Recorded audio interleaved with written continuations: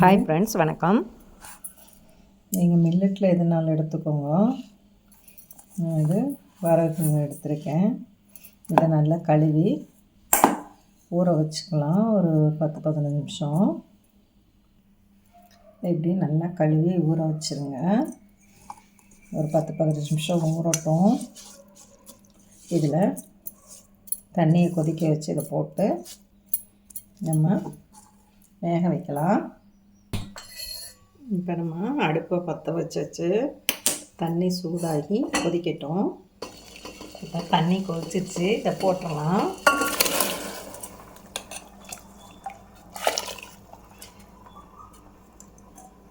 கொதி வந்து இது பண்ணவும் நம்ம இதை எடுத்து வடிகட்டிடலாம்.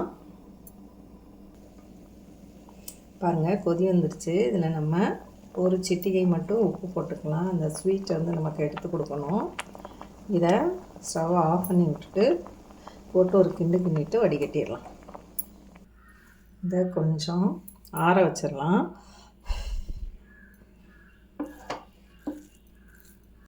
இது ஒரு 80% வந்தால் போதுங்க, ரொம்ப வேக வைக்கலை. கடாயை ஹீட் பண்ணிக்குவோம்.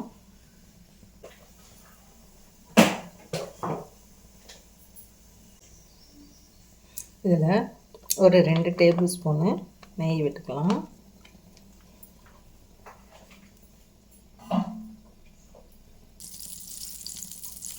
நெய் சூடாகவும் நம்ம அதை போட்டு வறுக்கலாம்.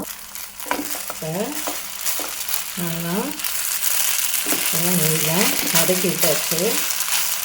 இந்த ஒரு பாத்திரத்துக்கு மாற்றிக்கலாம்.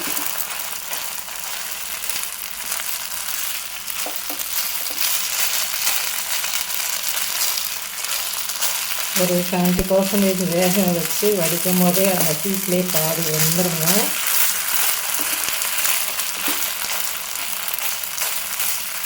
இப்போ இதை இன்னொரு பாத்திரத்தில் மாற்றிக்கலாம்.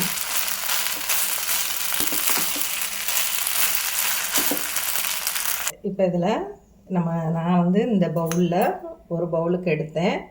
இதுக்கு 1க்கு 1.5 பங்கு சுகர் எடுத்துக்கலாம். இல்லை 1.25 பங்கு கூட சுகர் எடுத்துக்கோங்க.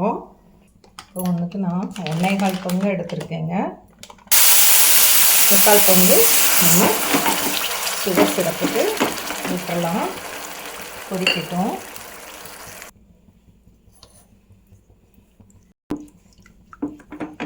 ஒரு கம்பி பதம் வரட்டுங்க. இதில் கொஞ்சம் ஆரஞ்சு ரெட் ஃபுட் கலர் சேர்த்துக்கலாங்க.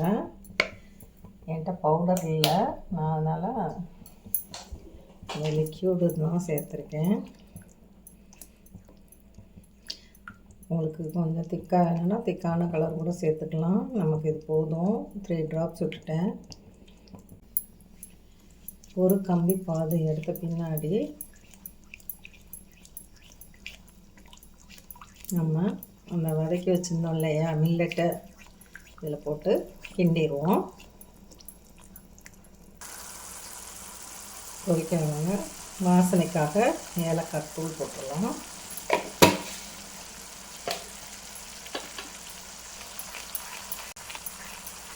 நீங்கள் இது வெல்லத்தில் வேணாலும் செஞ்சுக்கோங்க, இல்லைன்னா சுகரில் வேணாலும் செஞ்சுக்கோங்க. நம்ம விருப்பம் தாங்க.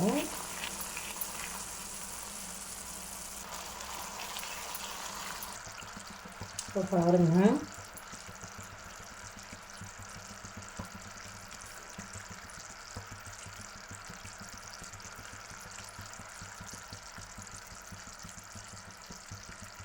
அது தெரியுதுங்களா?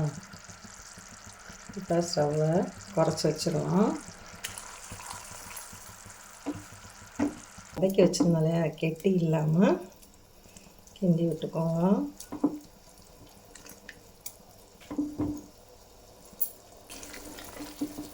திக்கான பின்னாடி கொஞ்சம் நெய் விடலாம்.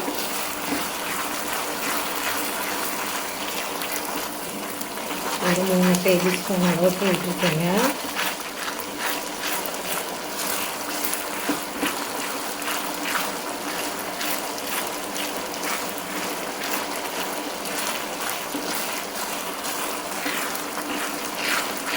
இதை நீங்கள் முந்திரி பருப்பும் பாதாமும் துருவி போட்டுக்கலாம்.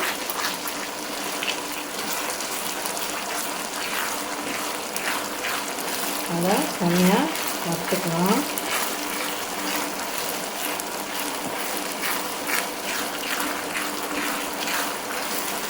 நெய்யை பிரிஞ்சு வருது பாருங்கள், பிடிக்காமல்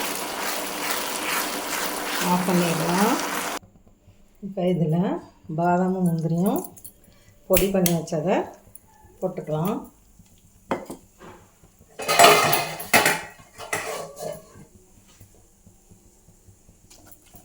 லேசாக வறுபட்டால் போதுங்க, பச்சை வாசனை போனால். அந்த சூப்லேயே நம்ம கிண்டி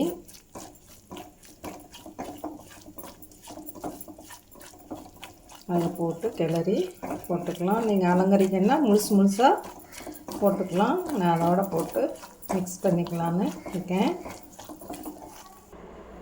அதை நம்ம ட்ரேயில் ஊற்றி வச்சுங்க. இது ஆறட்டும். நீங்கள் என்னென்னாலும் சொல்லிக்கலாம், பர்ஃபின்னு சொல்லிக்கலாம், தினை பர்ஃபி இல்லை மில்லட் பர்ஃபி, எதுனாலும் நம்ம வச்சுக்கிங்கன்னா அது ஸ்வீட்டு. அதை உங்களுக்கு சாப்பாடு பிடிக்கலைன்னா பிள்ளைங்களுக்கு இப்படி வெல்லம் போட்டு கூட இதில் செஞ்சு கொடுங்க. டேஸ்டாக இருக்குன்னா இதில் பாதாம் முந்திரி எல்லாமே போட்டு பவுடர் ஆக்கி மிக்ஸ் பண்ணி வச்சுட்டேங்க. இதை ஆறவும் கட் பண்ணி நான் உங்களுக்கு காமிக்கிறேன். இது நான் டின்னில் ஊற்றி இதை ஆறவும் கட் பண்ணி இது பண்ணி போட்டிருக்கேங்க. நீங்கள் இதை மில்லட்டு பர்ஃபின்னு கூட சொல்லலாம். இது லட்டு மாடிக்கு பிடிச்சிக்கங்க. டேஸ்ட் நல்லா இருக்குது. நீங்களும் செஞ்சு பார்த்துட்டு எப்படி இருக்குதுன்னு சொல்லுங்கள். ரவையில் மட்டும்தான் செய்யணும்னு இல்லைங்க, நம்ம இதுலேயும் கூட இந்த பர்ஃபி செய்யலாம். நீங்கள் இதில் நட்ஸ் வச்சு அலங்கரிச்சுக்கவும் செஞ்சுக்கலாம். செஞ்சு பார்த்துட்டு எப்படி இருக்குதுன்னு சொல்லுங்கள். செல்வி வேதா சேனலுக்கு நீங்கள் லைக் பண்ணுங்கள், ஷேர் பண்ணுங்கள், கமெண்ட் பண்ணுங்கள். தேங்க்யூ ஃபார் வாட்சிங்.